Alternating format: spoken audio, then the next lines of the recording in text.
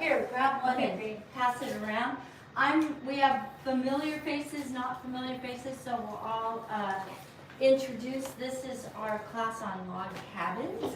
I'm Suzanne Sterrett, the teacher, and presenter, sharer, whatever. And one of the things I really love about these classes is that all of you who are here, and perhaps some of you who are watching on video, are often experienced quilters already and just kind of listening to another view. So please share. Those of you who are watching live, please feel welcome to share comments or questions. And I am really excited to share this class. So with that, enough said, let's go around and maybe a little bit about your quilting endeavors, or sewing endeavors, whatever. Hi, welcome. We just started introductions. Oh, perfect. You too. I'm Jenny, and my mom and my grandmother were both quilters, but didn't do much quilting with me. But I would like to add my quilt to their stack that we have in the family. So yes. I'm Catherine, beginner quilter, learning as I go. Yay. I'm Stacy Craig, and I am a beginner quilter as well. I'm Burden, I'm not a quilter, I'm her mom and I'm her Uber driver. Uber drivers are welcome. I'm Misty, and she's done a lot of sewing and upholstery and crafts and everything, so I sort of grew up, did some sewing and not very good garment sewing when I was younger, and I've just sort of come back and loved this fabric store and took the Lock of the Month class and was like, oh, I'm kind of hooked on this. Okay, this is gonna work. I'm Val Knudsen, and I did the Block of the Month quilt class 2, and it just keeps me motivated. Yay, yay. I So, think we need homework though. I Right. have thought about that, and it's a little tricky when you're trying to give this broad exposure to a type of block and want to share what's out there, but also maybe start you rolling on things. And so I also wanted to just give a reflection on a comment that was made about, okay, that's really good information and it's really inspiring me, but it's not enough to just get me running and go on my own. So, one, I have my machine in a different position. Hopefully this angle will get better viewing on the videos. And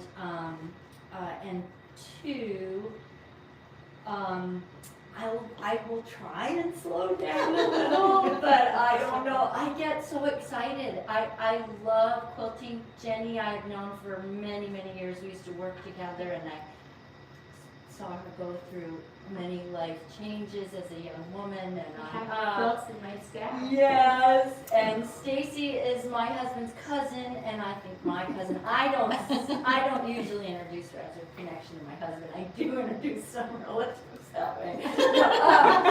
Anyway, but so today we're doing log cabin. I want to say first that log cabin is often mentioned in literature about quilting as the beginner block.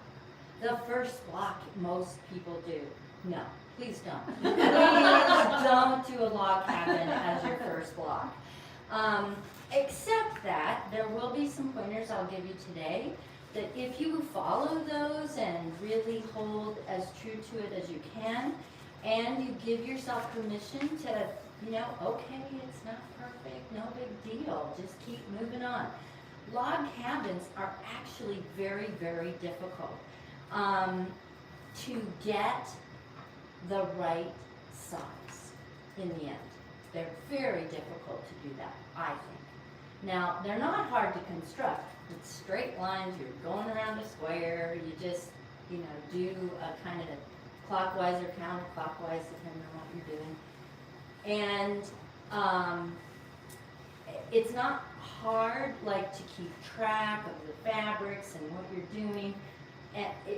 that part of it is not hard at all. And I think that's perhaps the reflection of it being a beginner block.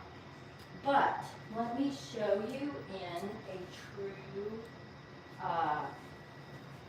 log cabin block what the problem is. Right?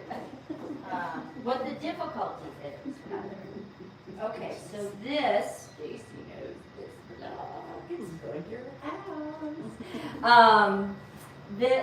In this block, you have, as you go across edge to edge at the very top outside edge, no seams.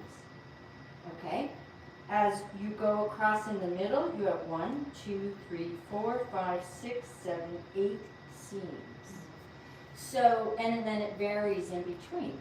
So the problem with a log cabin is that if your seam allowance is not consistent and consistent with the measurement of the strips you're sewing on, it will flare, it will pucker, it will be wider at the outside edges than it is at the inside. It'll actually make a bowl one way or another. And so it is a very, I don't know what to say, it's not difficult, but it takes tenacity to really discipline yourself to do consistent measurement techniques. So sewing a 1/4 inch seam and making sure it's 1/4 inch, and then I'll talk a little bit about the cutting the strips and how to try to keep things as even as possible with that. How are So- you pressing the seams on that? I You'll show us. will show you. Generally speaking, from the center, I press them out, generally. Okay. But the most important thing is I press them toward the multiple seams, because that bulk, if you press those back, you have a real thick spot to deal with. And that also takes up space. So then it can give your full block measurement some difficulty at best. So let's talk about some of the best practice stuff. I have a little tip sheet for those of you who are in person. Cut strips to designated lengths. So when you get a log cabin pattern, or when you make your own log cabin pattern, which log cabins are super easy to make, and in terms of the actual pattern, now, unless you lost your graph paper. And then, so here's graph paper. It's squares. Done. You have a log cabin pattern right there. So if you take the center and you have a square, there's your center. Then you have another, and it goes next to it. So there's 2 squares. Then beside those 2 squares, you have a long strip. Now whatever size you determine these squares to be, that's going to be twice the length. That's all there is to it. Plus, of course, your seam allowance. So let's say these squares are 2 inch finished. So that means that these 2 center squares will be 2 1/2, because you have a 1/4 inch seam on either side. Then this one will be 4, 2 plus 2, plus your 1/2 inch seam allowance, 4 1/2. Then, as you build, you go around and you have 4 1/2 again, and then you come around and you have 2, 4, 6 1/2.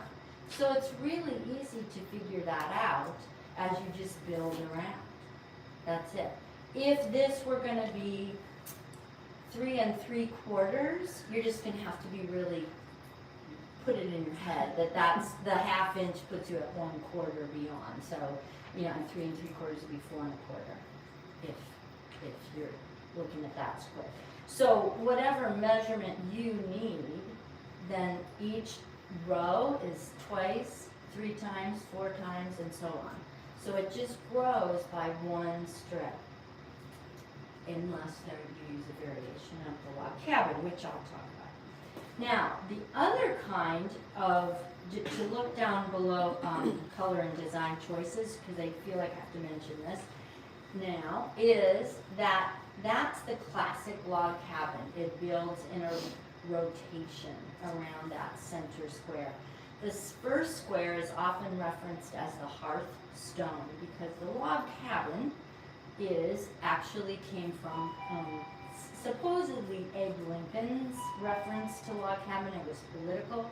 A lot of quilt blocks started in their names as a political message from women. So it was a woman's way of putting her political message out there. And so whatever side of the fence she might have been on, that she might have chosen a block to make a quilt out of that. And there are a lot of other reasons too, but that is one reason. And then the other influence on the log cabin block was, of course, the move west and building of log cabin structures for homes. And so it was very much a part of Hearth and Home.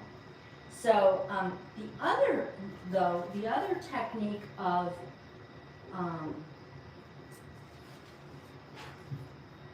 the log cabin is called courthouse steps.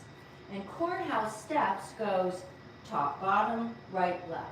Top, bottom, right, left. So it doesn't go around in a circle. So what it does is you have the center, you have top, bottom, so you end up with 3 squares, your center one being the hearthstone, so to speak. Then you start out here and out here. Then you have right, left, or right, left, whichever way you're looking at it. And then you go top, bottom again, top and bottom, and right and left. And so again, you can see that as you go across that multiple seam area of your block, if your seams aren't accurate, it's going to pucker or bulge, one or the other. And if your cutting isn't accurate, and all those things. So the accuracy piece in this block, while most of my videos are going to be about freedom, liberation, do whatever, I still will tell you that will work in log cabin. Don't sweat it. But if you're wondering, why are my log cabin blocks always like this? It's probably because of inconsistent seam allowance or cutting. Okay? All right, so that said, back to the best practice. Cut strips in designated lengths before sewing. So you're going to have a sense of what size strips you're going to make. So for instance, in my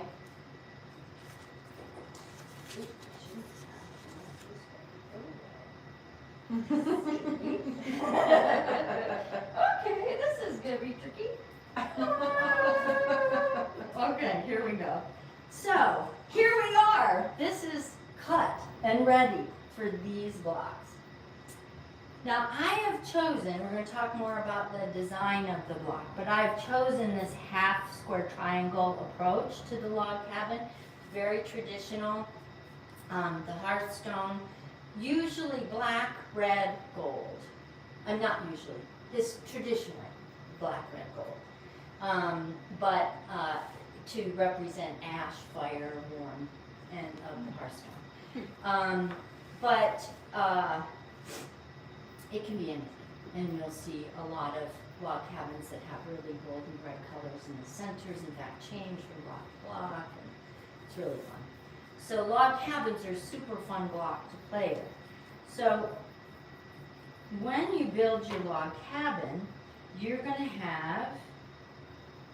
to know that your hearthstone, here are mine, and then you will have, I hope, somewhere here. Yes, this is the full package roll. Then you have your first square block that goes onto the log cabin. So I'll put it out here. There's hearthstone. Here's your first square. And I'm gonna go counterclockwise in my construction. So here's that. And then what you do, I haven't been wearing them on it. That's okay. We don't have a dongle for it yet. Oh. It's on the way. Okay, all right.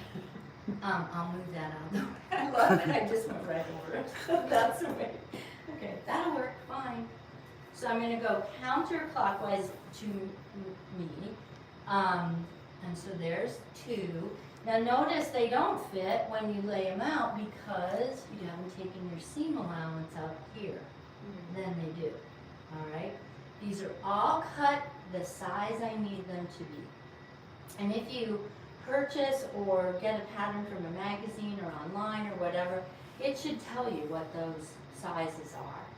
And if you're doing a 2-color, it should give you which color range you're doing one size and which color range you're doing that, okay?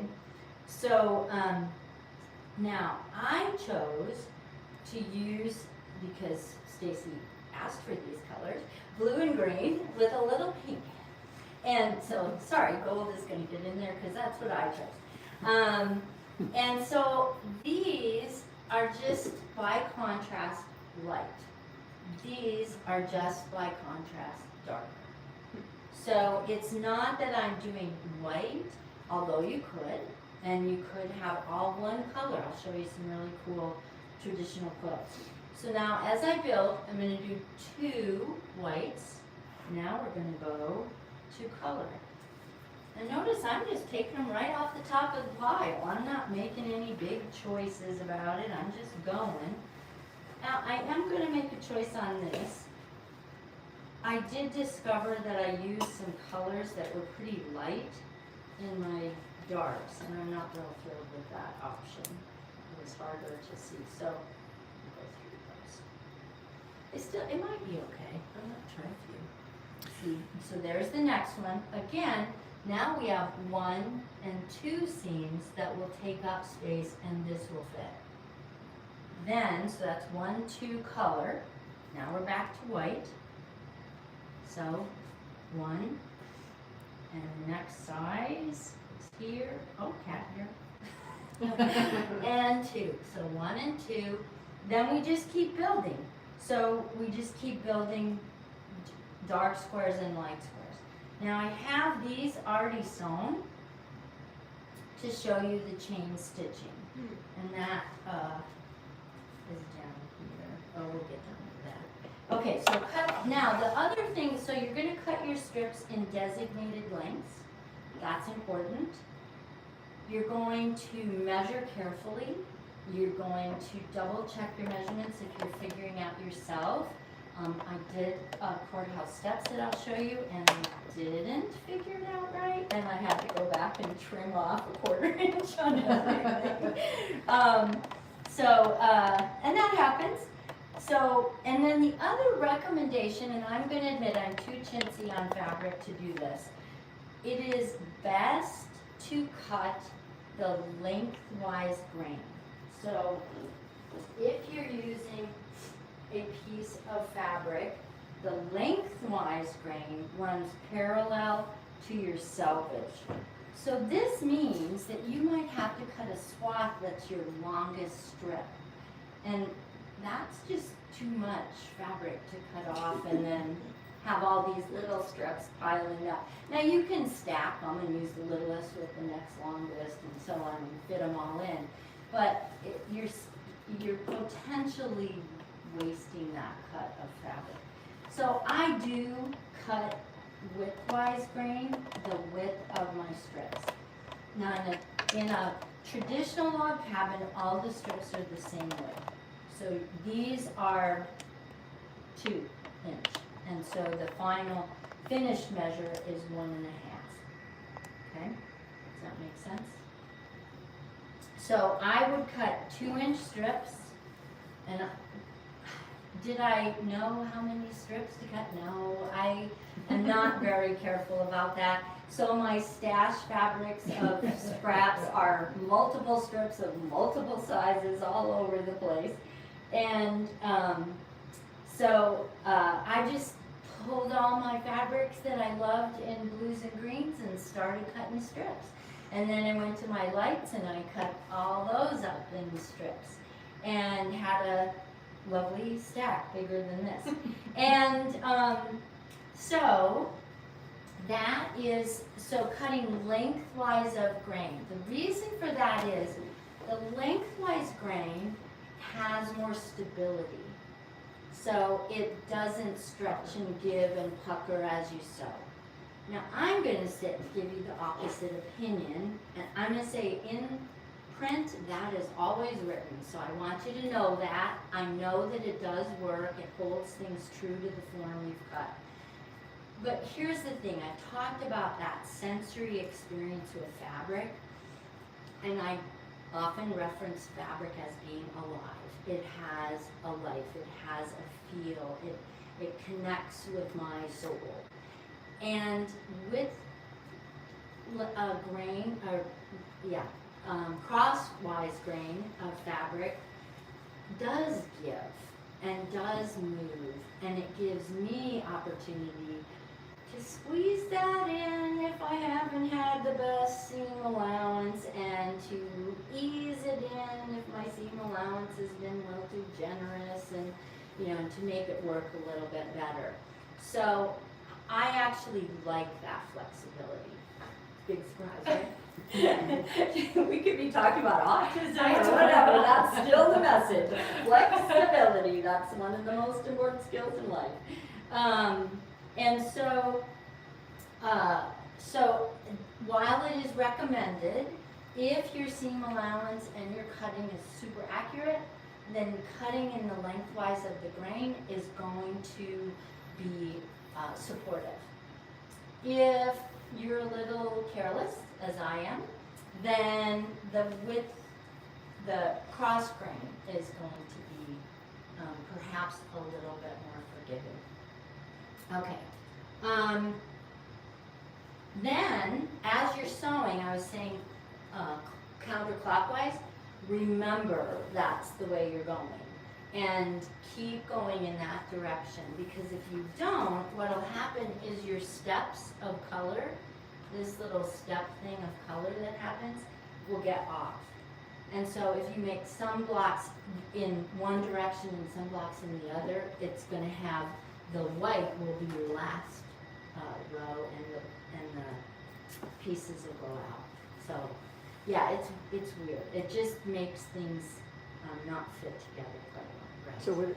So whatever way you cut one piece is how you should cut all of them? And okay. It won't really matter in cutting, because you always end up with two of these the same size, and then the next row is one of each is the same size. So it always ends up being the same cutting. But when it's all done, it's harder to get your steps to go with the next block. So keep it going in the same direction. So you work on several blocks at the same time? I do. Not just I do. one- I finish chain one sew, box? and I chain sew, and I'll show you that as we get down here. So maintain the same directional addition of strips around the heart. Now here's the press or not to press. Guess what I don't do? I don't press unless I did with this courthouse step. So let me just show you this. These strips are 2.5.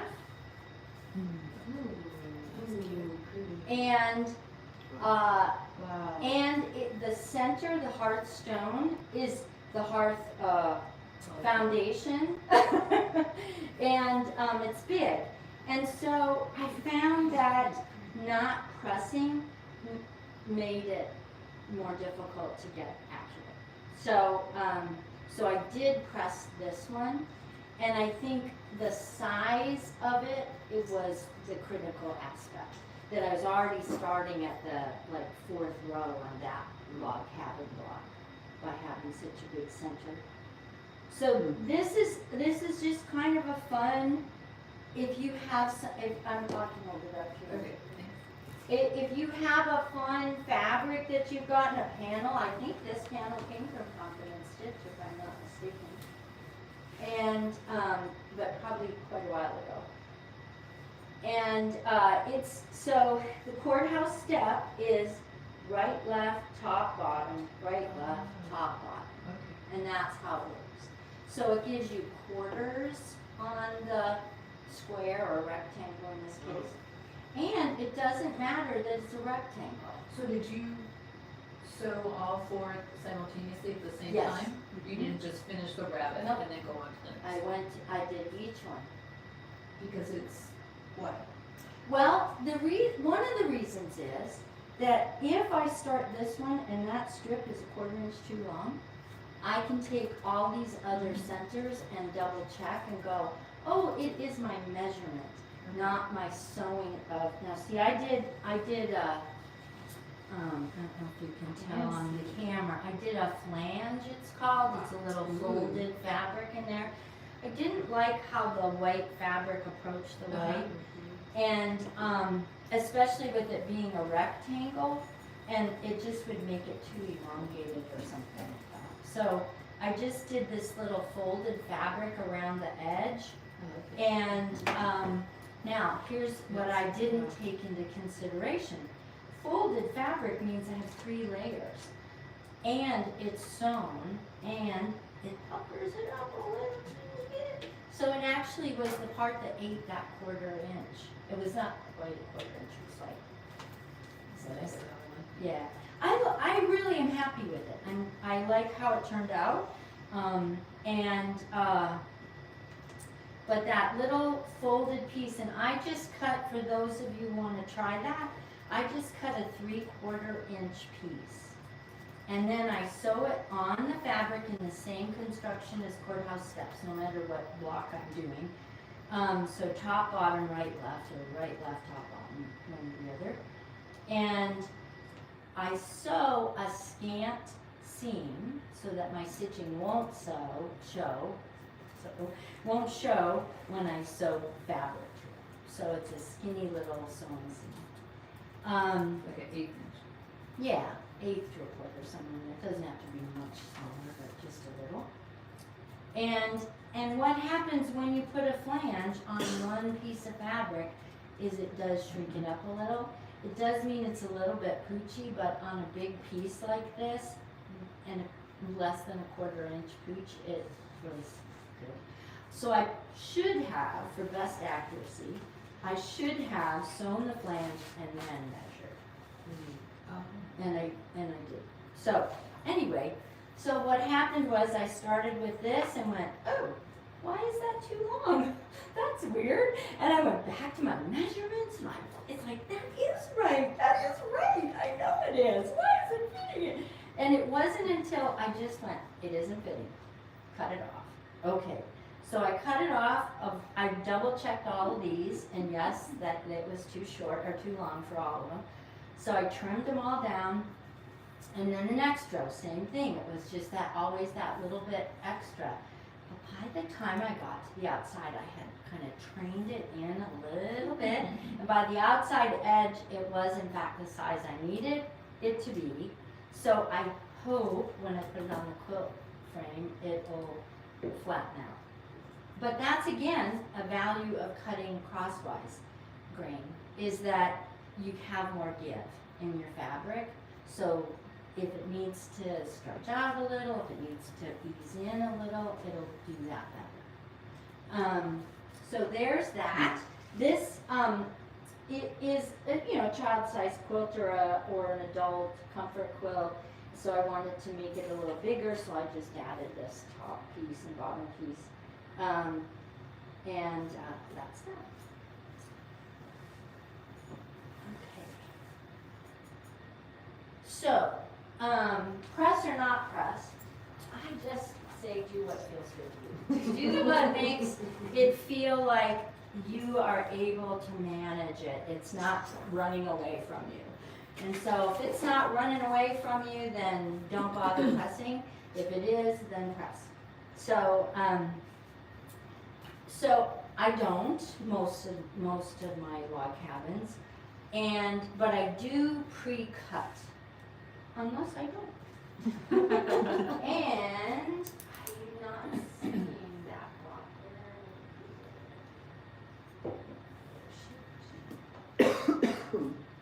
Well, hopefully it'll show up somewhere. Oh, it'll probably be in this.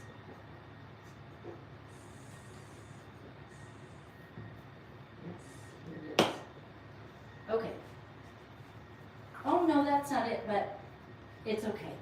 I'll tell you about this.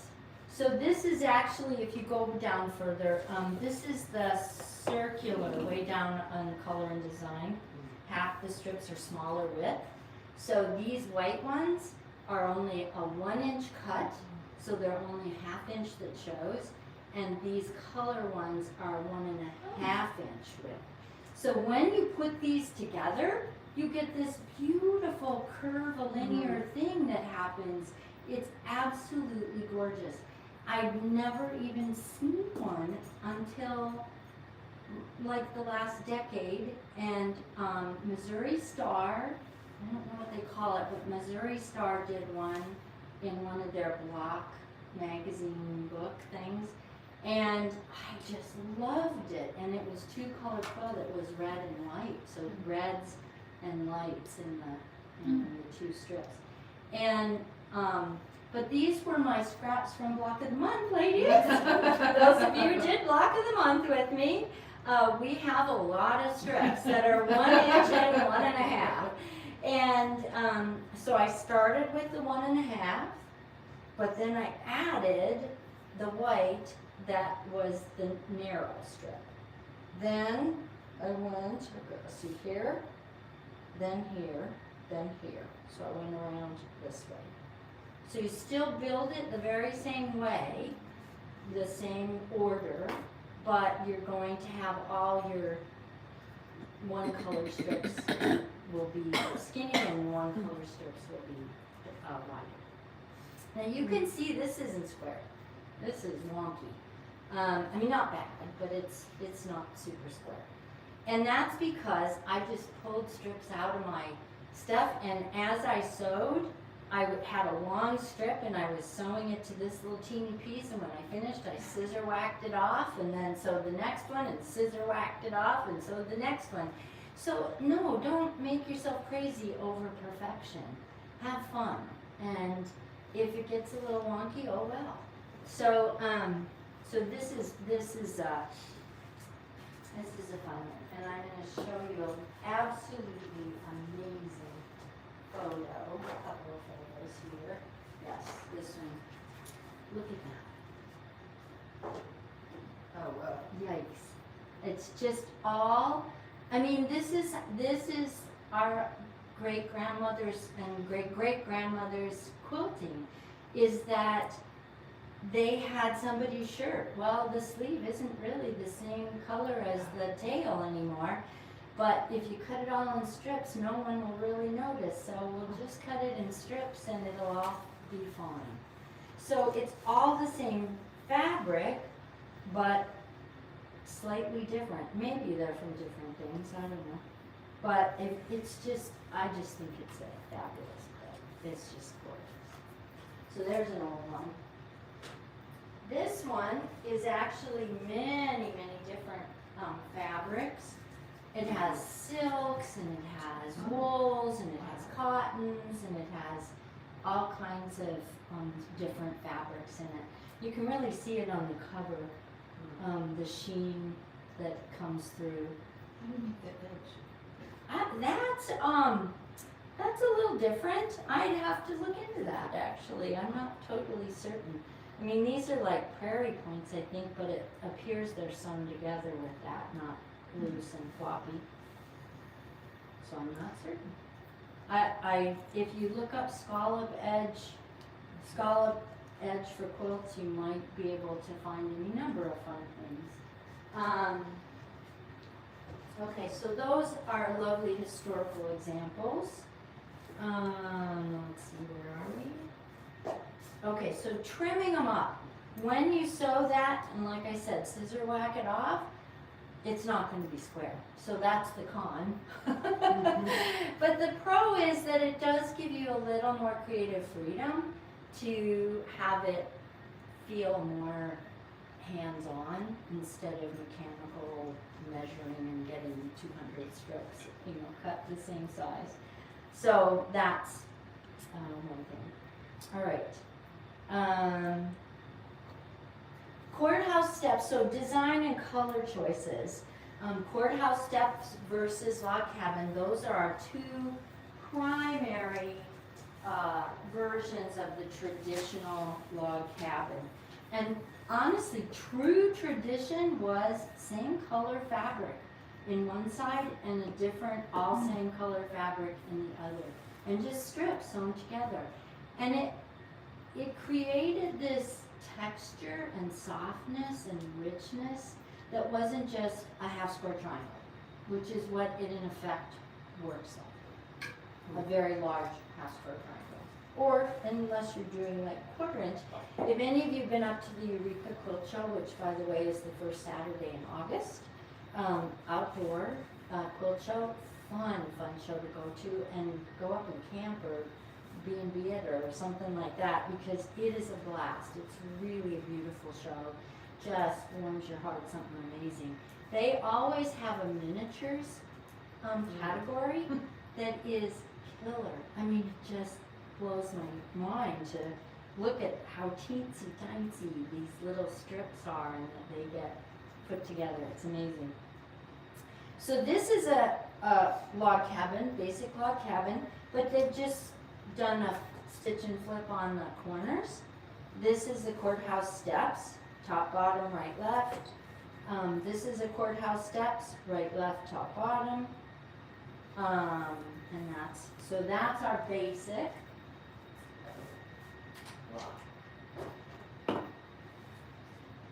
So like a half square triangle, you can decide to use all one fabric, or you can mix it up like I have with this.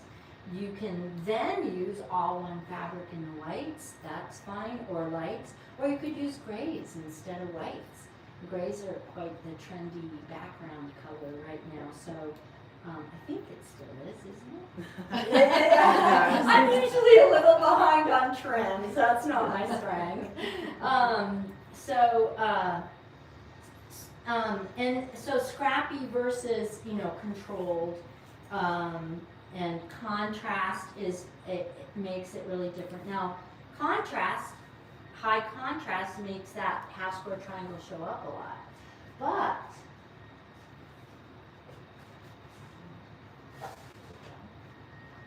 okay, so here's an example of the center square, the hearthstone being a little bigger, and, but the contrast is nice. These fabrics are quite mixed, these not so much mixed, but still scrappy. They're pretty homogeneous. This is the actual one. But now look at this. This is much more subtle contrast. And some of the strips have triangles in them. So that's a little bit fun. That's something else to think about on a variation. But the softer, lighter, lower contrast is really sweet. And actually baby quilts are often done in real sweet, soft, and low contrast for log cabin. So that's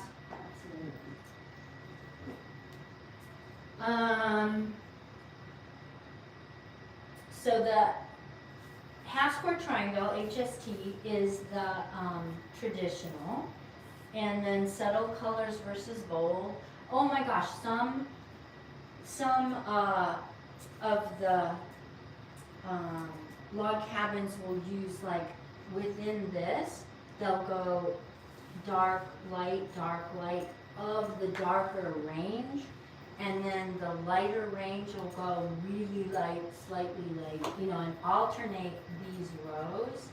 So it has this really fun radiant effect. There was on Facebook, there was an American Patchwork, I think, but there was a sew along, which I really encourage people to look into on Facebook. Just search sew along and quilts, and you can find all kinds of quilt patterns that are presented to you on Facebook. You might have to buy the pattern, but you might be able to figure it out because usually they're pretty simple ones. And there was one that not too long ago that was, the word circus I think was in it. But anyway, it was really pretty, and it was a log cabin that had that kind of zooming out of alternating rows. And it was a really pretty one. I like that. That's probably more planning than I could ever hold myself to. I mentioned the red, gold, black hearthstone tradition and fussy cutting the center hearthstone. That can be done like my courthouse steps with a large panel piece that's obviously the center and then comes out from there. But it also could be just your pattern, your print, and maybe you want a floral something or other. So maybe on a print like this, you'd want to fussy cut your hearthstone to be this in the center. And that would be a pretty one. So, and don't forget pot holders. That's always my little thing is to say, you know, if you start this and go, ugh, I don't even want to make a queen size quilt out of this block. This is crazy. And I've got all this cut. Hey, everybody's getting pot holders this year and for the next 5. So that's good. That's good. Because one log cabin block, you don't have to make it this big. You can just make it that big, and it's done. So they make great pot holders. So the circular design, let me show you a few pictures of that.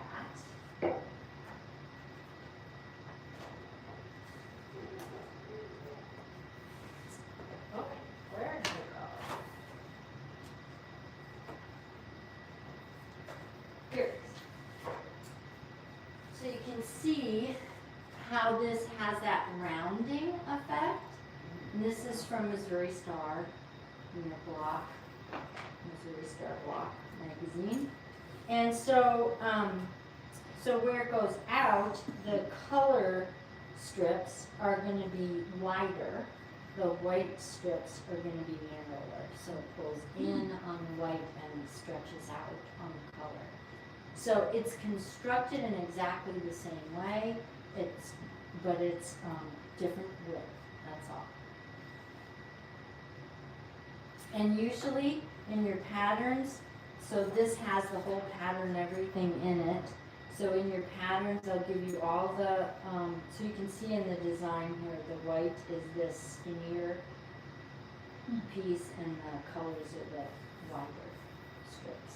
So it'll give you all the measurements that you need for cutting, okay? Right. Could we plug into the mic, Suzanne? Yeah, sure.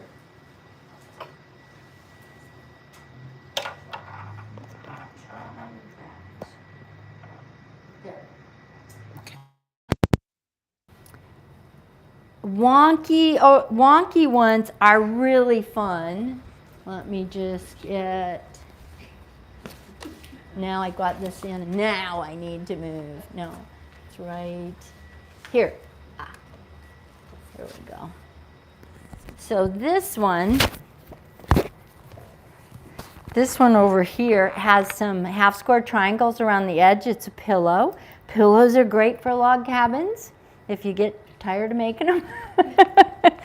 And so this has a pink hearthstone, and then it has a dark blue as the consistent light, and then the green on the other side. So it still gives that half square triangle look for the classic. This one here, again, these are much more free and wild, kind of go for it, and not necessarily squared up. You just cut, you sew and whack, and sew and whack. So those are in there. And this quilt here has a variety of blocks. So there's a pinwheel and star and any number of other wild things in this. But this square right here is basically a log cabin. It's just that those two are triangles sewn together. So it's like the gold hearthstone, the first row. Then this one, the green one, got sewn on, then this white one, then this orange one, then this gold one, then this pink one. So you're still building. And then So with those, you would be like measuring and cutting as you go. I would say measuring, no. You'd be cutting, you'd be sewing and cutting, sewing and cutting. And then when you got through, now this, the hearthstone is an even square. So this was the first one I sewed on here, and then I just whacked it off even with the edge. Then I sewed this on, then I sewed this on, then the gold, then the green, then the gray, then this turquoise, then this green came over here, because then it started almost getting the size of a square that was reasonable.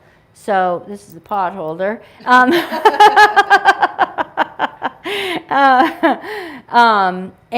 And you can see on the back here, I forgot to trim this off. So that's, that's what happens. You're just sewing these strips on, and then you square it up when you finally get enough sewn together to look like, that might be 8 inches. And then when you do, you go, oh, wait, this corner here is shy. So you slap on a piece and then trim it off. So that probably isn't enough information to send you on your way, but just basically the idea is you take this piece and one straight edge, you take another straight edge fabric and sew it. Give yourself extra on both ends, and then go to the next edge, and then sew another. And you may trim then, you may trim right after you sew. There aren't rules to this. This is just have fun. Just throw a bunch of your scraps together and have some fun. Like that there's a cabin for all personalities. Yes, I mean, all cabins don't look alike, folks. Yeah, good point, good point. Okay. All right, so wonky ones are really fun. But you do have to send your need for order and precision right out the window. Right out the window. Okay. So let's go to twisted or spinning. And that's this picture here. So I did bring a few of these. I assumed that most of you would not be interested in paper piecing. But paper piecing is one strategy for precision. And I can show you a spinning. Oh, before I go there, let me just show you these wonderful quilts. So this was made by Carolyn Cochran Roberts. I bought it at an auction. Just a beautiful classic log cabin. Absolutely beautiful. This one, just to show you, you can put log cabins in the frame of something else. So this could be a star block, it could be a pinwheel, it could be anything, and then you build your log cabins around to frame it. So they're basically half square triangles. So that's all you're working with. If you, where am I? There I go. And this is one I brought in before, but I just want to remind you that it's a log cabin construction. This is the block. But here's my hearthstone. Put this on, then this. And so that's going to be the block for this quilt. And it's just, that's a log cabin, basically, a quarter log cabin. But if I kept going around, which this particular pattern doesn't do. But a quarter log cabin does a lot of fun things. And it can be like this quarter here. So there's a star block as my hearthstone. And then I went 1, 2, 1, 2. Now on this one, the two that go around only two sides are the same fabric. I think, mostly. And so it creates this radiating thing. That's kind of what I was talking about in the log cabin that was online. This is a quarter log cabin pattern.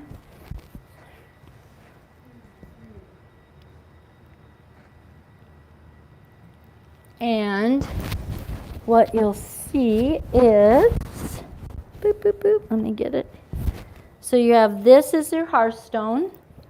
You go another square here, then this, then you go back to here, or I think, anyway, here, and that goes to here, and then this goes up, and then this goes to here, and that goes up, and then it's sashed.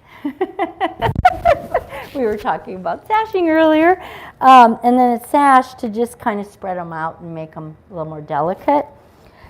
However, I'm going to also show you this one is not a true log cabin. It's actually seamed down the middle. And I'll show you that cheater log cabin. Can you hold that up again? Yeah, yeah. I was just gonna ask, because it looks like you could cheat a little. Yeah, and there's a little cheating that can go on. Okay. So, so this one is a quarter of the log cabin. So it's basically, well, let's see. It's basically this. Okay? So you have that build only on a quarter of it.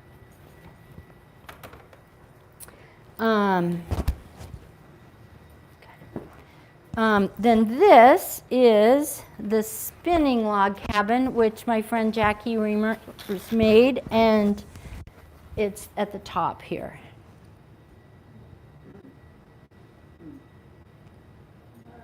Isn't that wild?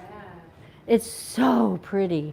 And if you look on Pinterest, my favorite, and do twisted or spinning log cabin, foundation pieced, paper pieced, all those terms might bring up the right thing, you will get what I've included in your, and I've included the website of the people who created these, because I didn't. So this pattern is a really fun pattern if you like paper piecing. If you don't like paper piecing, it won't be your favorite thing. And if we have time, I will demonstrate that, but I don't know if we will. And if you like one of these patterns, please feel welcome to take it. But check the website and you can print it off on your computers and use it.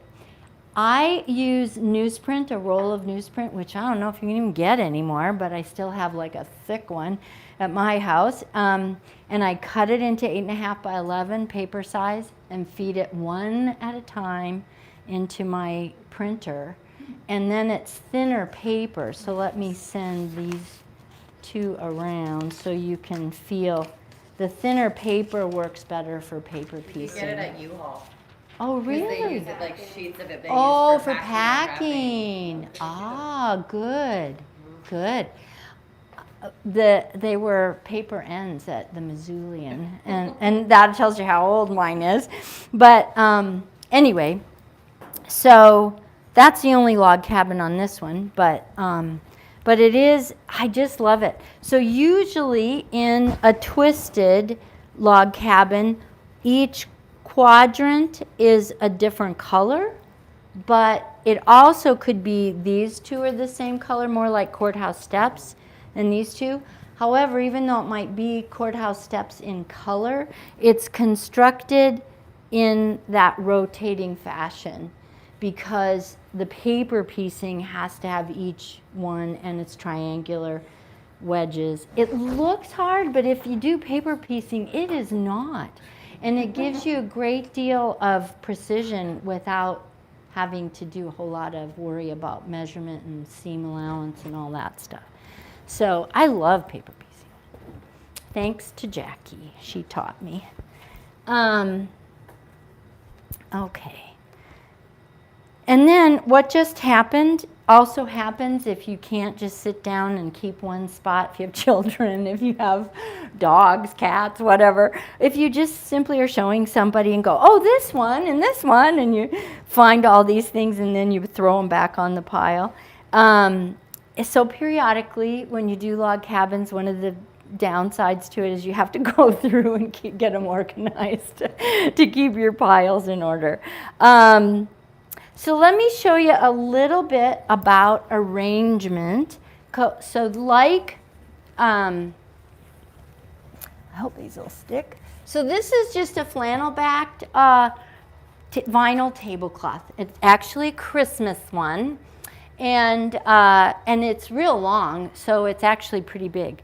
But like a half-square triangle, you can create with these designs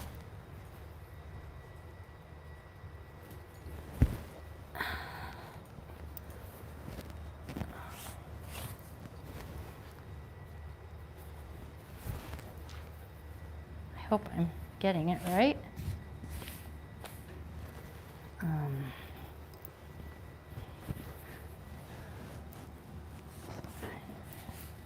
So you see I don't press. And not pressing at this point is a problem for a design wall. They tend to fall off. I may not have enough here to do the whole thing, but you'll get the idea, I hope.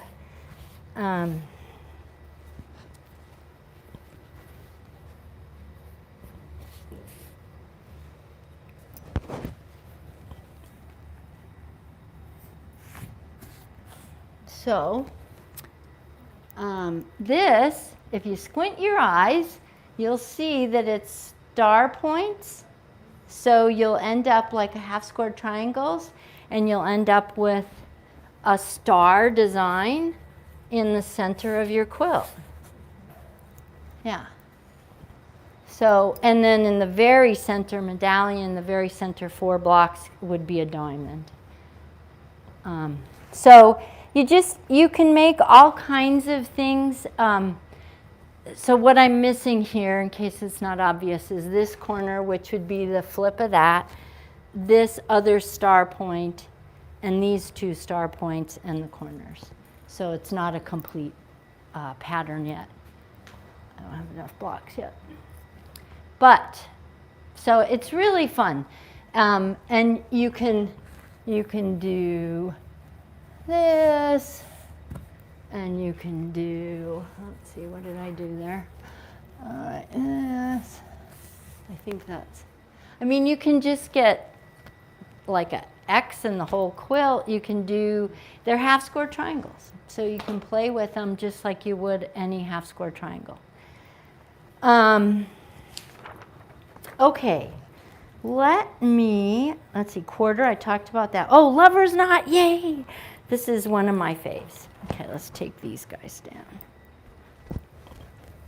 Will any flannel work for making a design wall? Yep, one of the coolest things to do, I think, is, oops, sorry.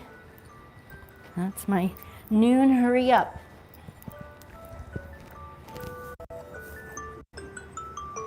Okay. A flannel wall or a design wall, if you get in construction, you know, at Lowe's or Boyce or wherever, you get foam board and then cover it in flannel.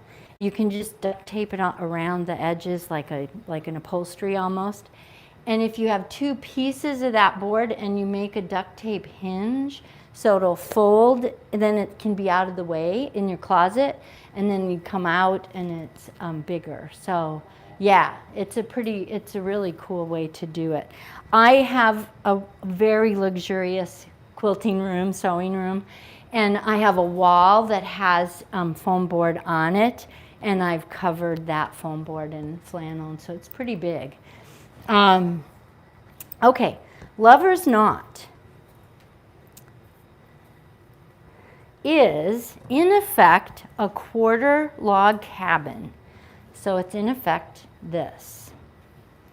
So let me show you. You get two kinds. You get this kind with the gray in the longest edge and the yellow in the longest edge, longest, smallest. So those are the two blocks you get out of this technique. You use 4 fabrics. And I chose, oddly, but these 4.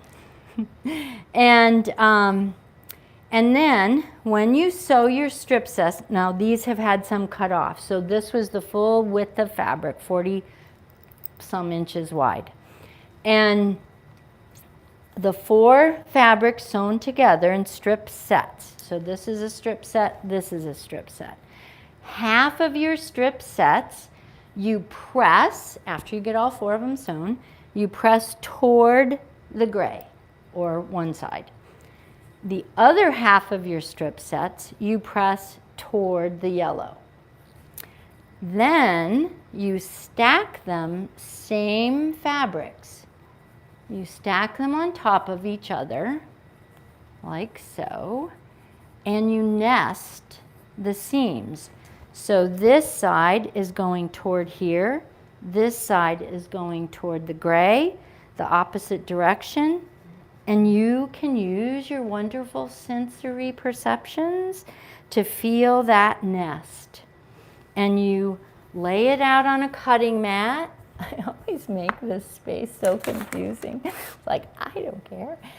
This is really how my sewing room looks. It's like, okay, move out of the way. I want to cut this. And I have cut through blocks I've sewn because I haven't paid attention to them being underneath. And then see how I'm like scratching gently with my fingernails? You don't pull and tug. You let the fabric live and breathe and be, and then you help it get in that little nesting spot, and you kind of can feel it, and you get it in there and you wiggle it around, and you lay that whole 40 some inch piece down. You measure edge to edge, and that is the size of your square. Then you cut your squares. So you cut, here they are. These are 2.5 to start with? These were 2 1/4? I don't know, 2 1/4 maybe. Okay. Yeah, they might have been 2 1/4. I said I'm chintzy on fabric. I think I cut those 2 1/4 because it gave me almost a perfect number of blocks in that 40 some inches. Or at least I hope it did. So this was here, and this was here. Cut, cut, cut, okay? Now I pick up both of them, but I only on one piece draw the diagonal. Then I sew over here, just like we do with half square triangles. I do sew a scant 1/4 inch, just slightly less. And while you're going over these seams, use your little fingertips to feel that you're nesting those seams so lovely. If you have to move them a little, that's okay, because you're sewing on the bias.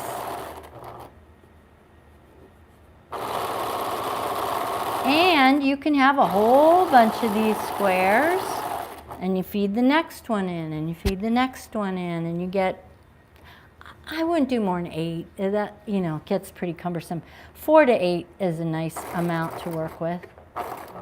But I know people who do a lot more than that. And then you flip that last one around. So let's say this is the last one in this chain. Now I have 4 attached together. And then I come back. And again, I'm going to feel for that. I might want to use more of a picker here so I can kind of nest that seam in. I don't know if I'm getting my hands in the way. And hold it until it gets in there. Feel it with your fingers and hold it down. Feel it with your fingers. You can feel it nest. Oh, it just feels so beautiful when it's just falling right into place.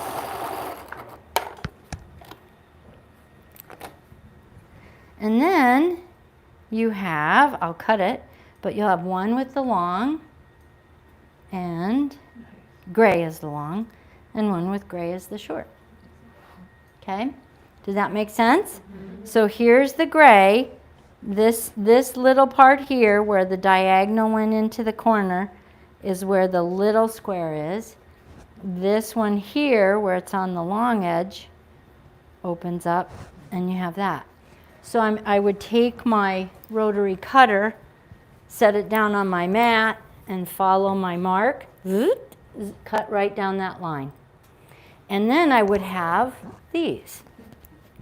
Now, the reason it's called lover's knot is because 4 blocks make a little knot in the 2 colors. So you either have this one, or, I didn't get enough done, but I'll use, or you have this one.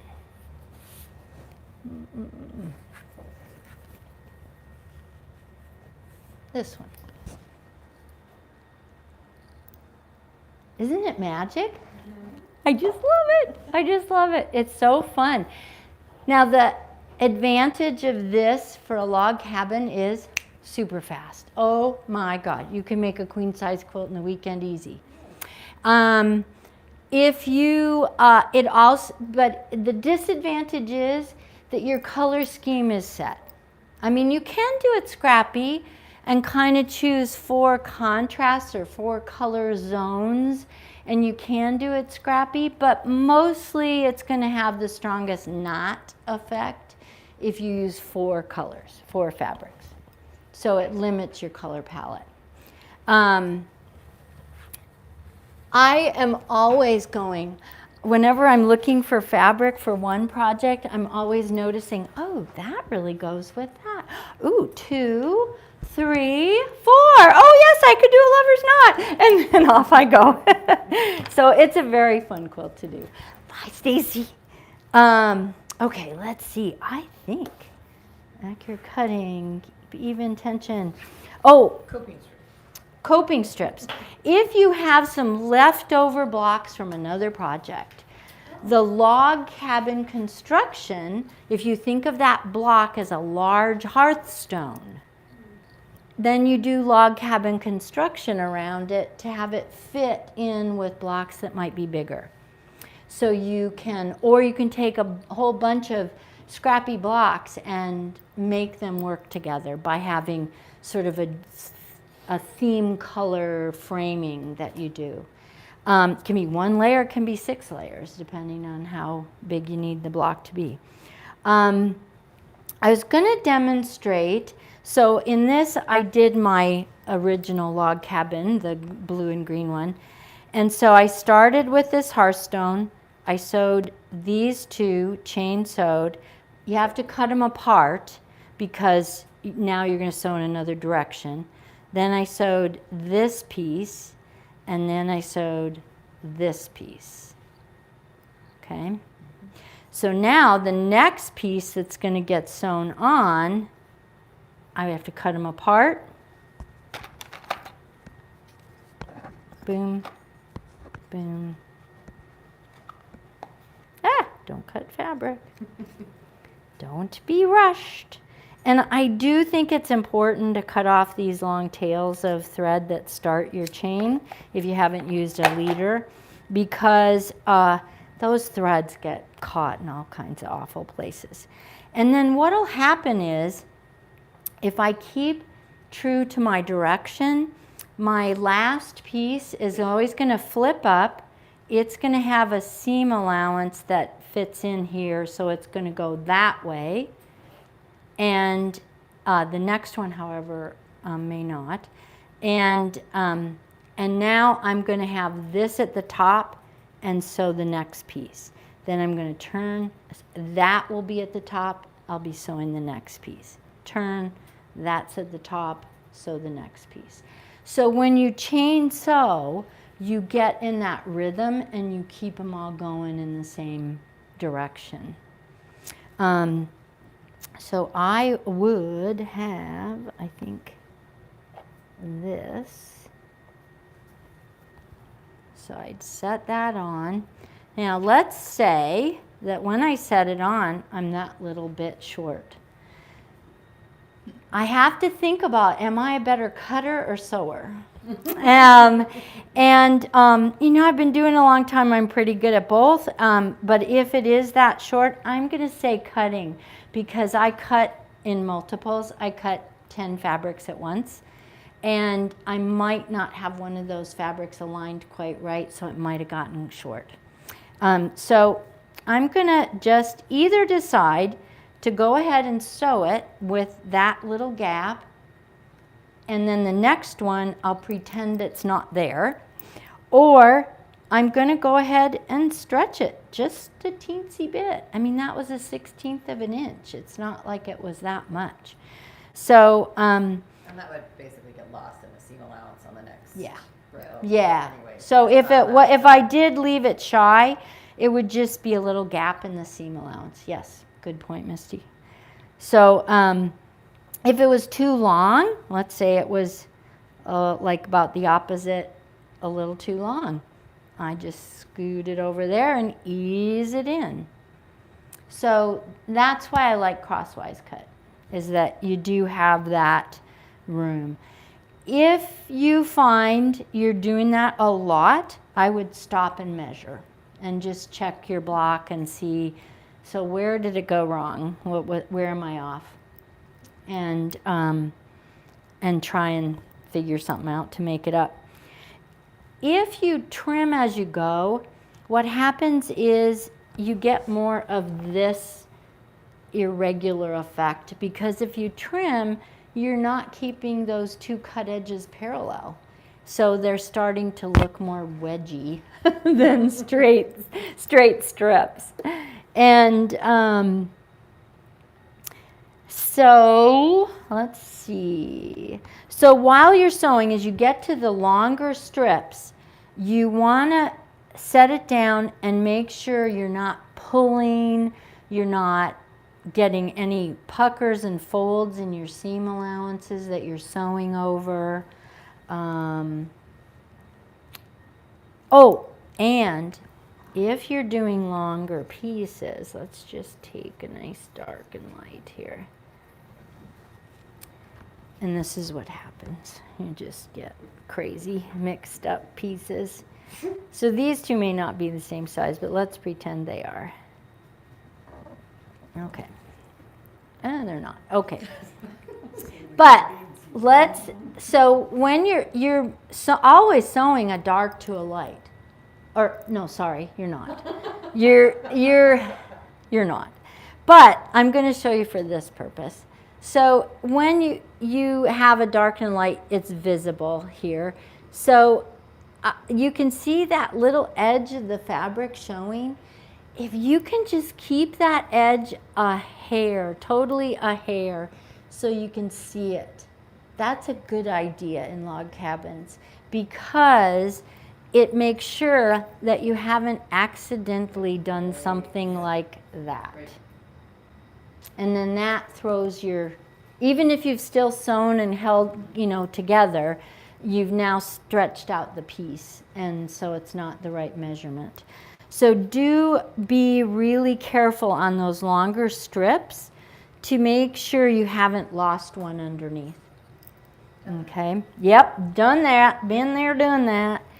And I think that's it.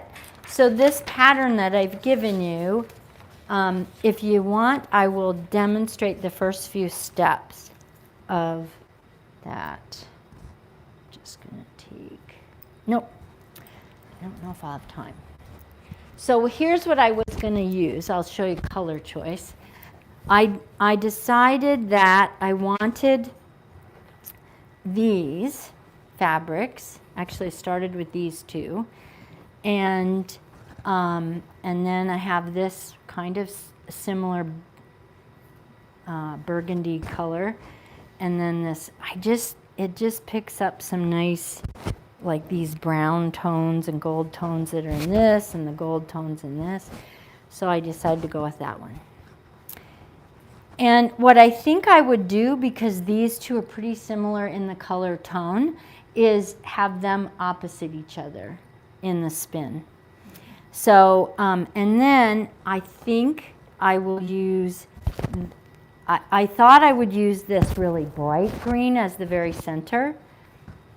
And so it would be the very center. And Not a flower? I could. I could. No, I won't. And although this lends itself well to get that radiance in the middle, you could do that. So perhaps this bright green, because it really just pulls on this. But then I thought, this is the only one that has that, and this is a little wild bright. But that, I think, makes all of it kind of soften out a little. Now, those of you watching may go, why? Why'd you choose those? This is the thing about colors. I hear so many people say, I am not good at choosing colors. I just always worry that my colors, when I get done, I think, oh, is that good? If you like it, that's all that matters. You're going to have so much time with your eyes directly connected, and your brain is going to be taking in this flood of all these fabrics. If you don't like them, it's not going to be fun. You won't finish it. That's right. And it doesn't matter if it's in somebody's color theory or not. So find what turns your crank, or gives you the jazz, or whatever the expression you want to use. But anyway, that gives you that. I'm not going to have time to demonstrate this, but I'm sorry.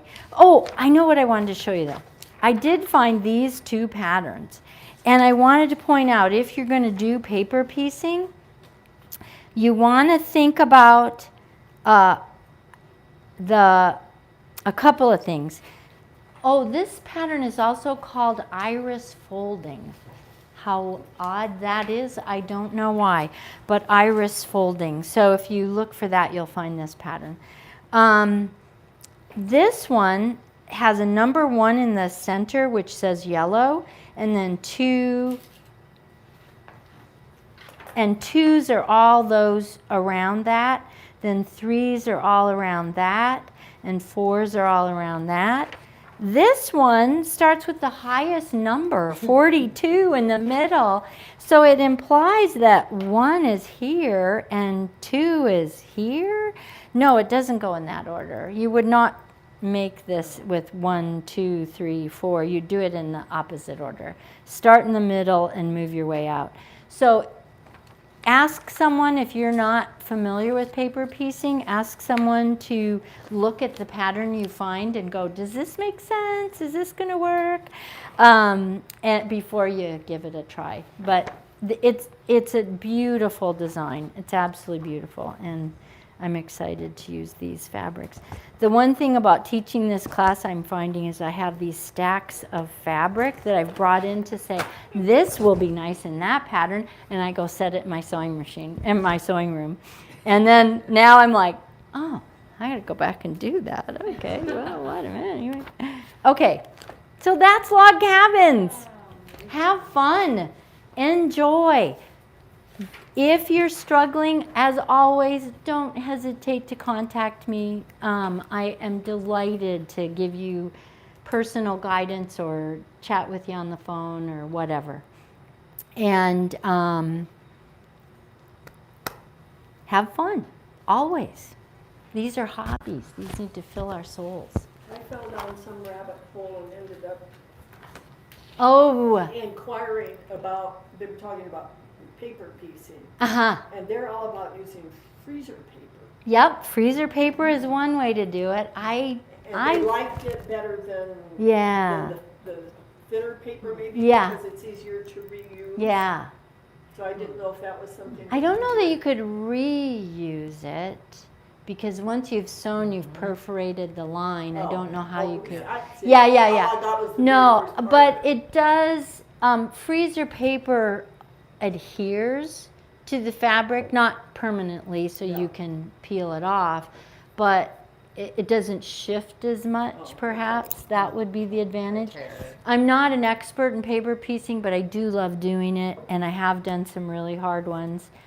And I wouldn't have done that same pattern without paper piecing. So that's the advantage to me, is that it allows your skill to, it's kind of like using wide skis.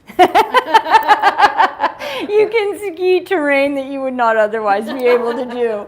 So paper piecing is like that. It lets me do stuff I would not otherwise be able to manage. So have fun. Yeah, Okay. question. Would you, you know how you're using the design board Uh-huh. for the blocks? Would you ever do all your pieces on that, or because of the seam allowance, you would wait till you already had them done as blocks? Like laying it out like I if you did wanted here. to start- Like yeah. I wouldn't. Okay. I wouldn't.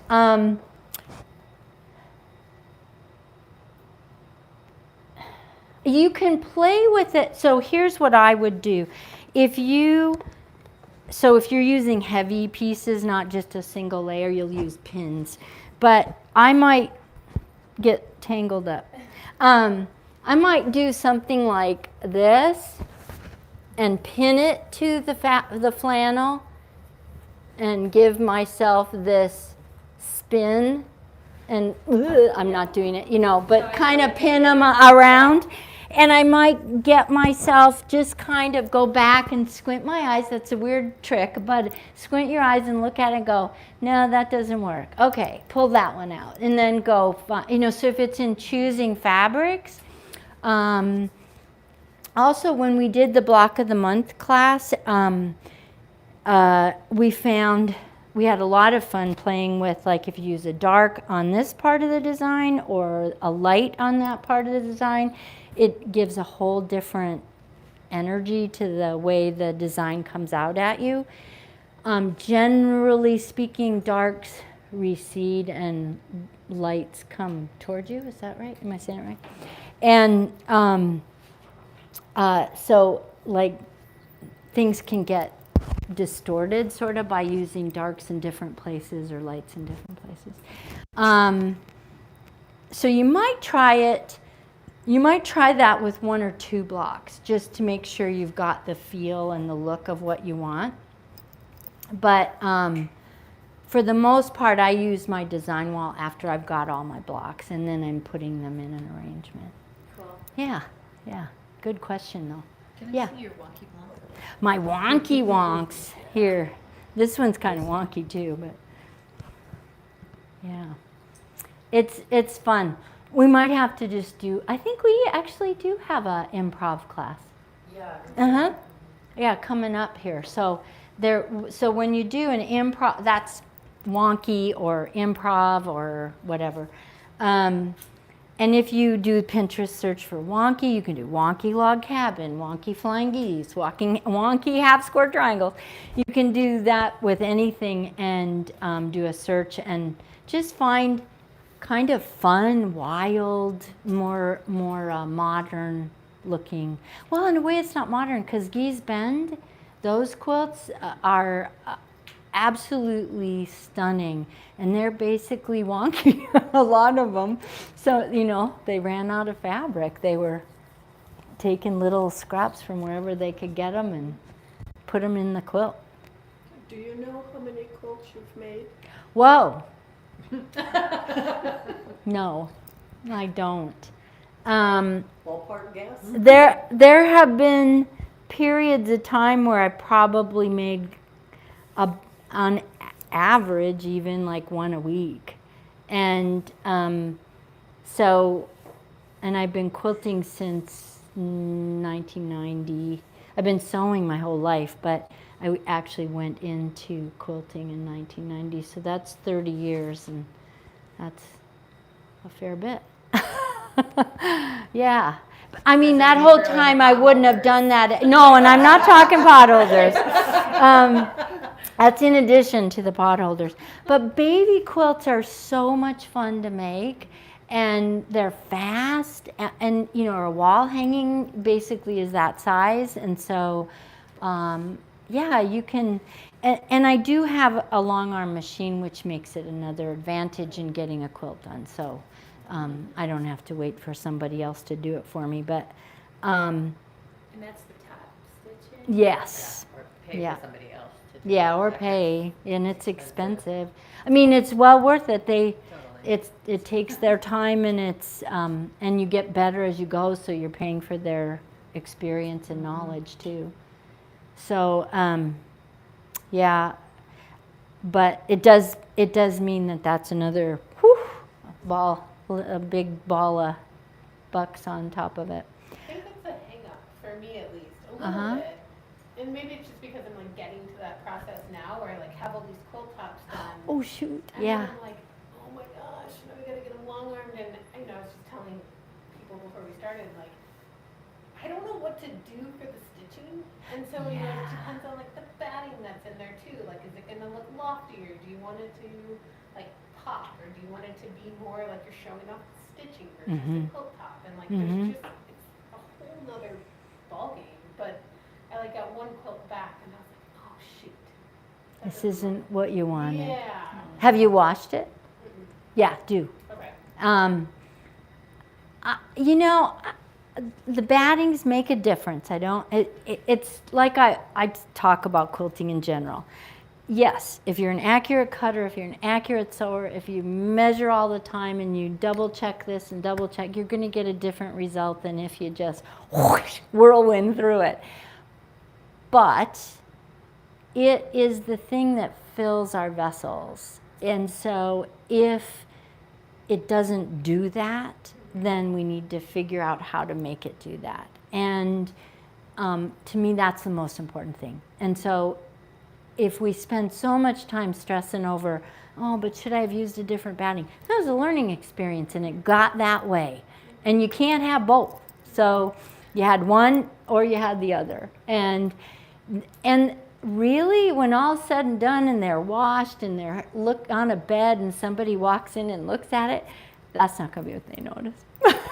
I've taken the sort of cheap and lazy way too of just using like a fleecy backing Oh, and just yeah. creating like a throw blanket Yep. for my nieces and nephews. That then it's just a snuggly thing. Yeah. And tie it or Softer, yeah. not, or yeah, Tying yeah. or just even like stitching the ditch around a couple of edges. To Yeah, stabilize just to it, yeah. and Call it good. Yeah. and I Yeah. love it. And you, so of course with your quilt top on top and the fleece on the bottom so that it doesn't pull and stretch on the fleece. Okay. Yeah, It's yeah. definitely a learning process. It It's is. hard when you like put in all the time on the top. And you're Yeah. like, oh, shoot. I could have do. Yeah. Oh, Yeah. that design There's some maybe really wasn't cute prints. good for that quilt. Yeah. It's like just getting used to like the different patterns that they can do on it and like what works, you know. It's the advantage of making a lot of quilts. Okay, that's done. Go on. Move on. Do they ever tell you their opinion? They do, and Oh, I okay. ask for sure. Where I'm like, what would you do? Yeah, a lot of, and when I was long arming for other people, my advice was that unless you're like really, this is some important quilt for you or for someone you're making it for, you know, an overall design that is fairly dense, not super dense, but like an inch between stitching. Inch and a half maybe I did there. That when it's washed, that's going to create the texture. What you see in the quilting isn't going to be terribly visible to most people. It just isn't. If you have a wall hanging and it does hang vertical, the light hits it in a way that if you have like this quilt behind you where it's a solid light block, and even though the quilting thread blends in and it doesn't show up like dark thread would, it still shows a lot because the drape of the fabric will give the depth of the quilting. But that texture is what is. When it's all washed, that just kind of evens out. And you can hardly And see you it at wouldn't all even- on any of the ones where there's. No, pattern. where there's pattern, you can't even tell what the quilting is. No. Mm-mm. I think it's just because I haven't washed it, so it almost seems like too lofty and puffy. And Yeah. like, ooh. Oh, I didn't think it would be that. Yeah. Yeah. I like using either an 80-20 batting, the 80 cotton, 20 poly, or the low loft poly. And I really like low loft poly, to tell you the truth. It's the easiest to manage. It doesn't tear and but it holds its shape pretty well. When the cotton fabrics shrink, it fills in between the stitching nicely. So I like both of those. You know, if you're making it for anyone who's allergic to polyester stuff, you know there's 100% cotton. 100% cotton is a little more fragile to use, and wool batting is really cool. It tends to, what do they call it? Migrate, I think is what they call it. It actually sheds, it comes through the stitching holes, and it'll look fuzzy kind of on the outside of the quilt. Yeah, I know that, but like if you have a more solid fabrics like this behind you and you've used a wool batting, it might come out of the stitching holes a little bit over time and not give you as true a color. It'll kind of wash out the color a little bit. But, you know, I have not used it. I've heard good things though. I've heard it. That's what's like most of these. Oh, Oh, okay. yeah. I guess I'm looking for something that like drapes well. You know, just so you have like a nice, Yeah, that I bet it would. I bet it would.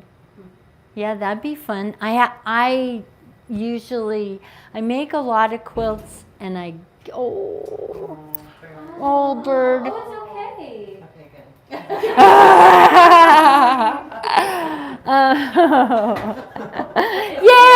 Yay! like birds for your window. Oh, you'd think the board you have up there would give enough, That but may have just been a dumb pigeon. yeah. He's looking at Okay, deserves it. It deserves it. So anyway, my passion, I hope I'm spreading that to you, and enjoy your quilting above all else. Have fun. Suzanne, what's your phone number? 406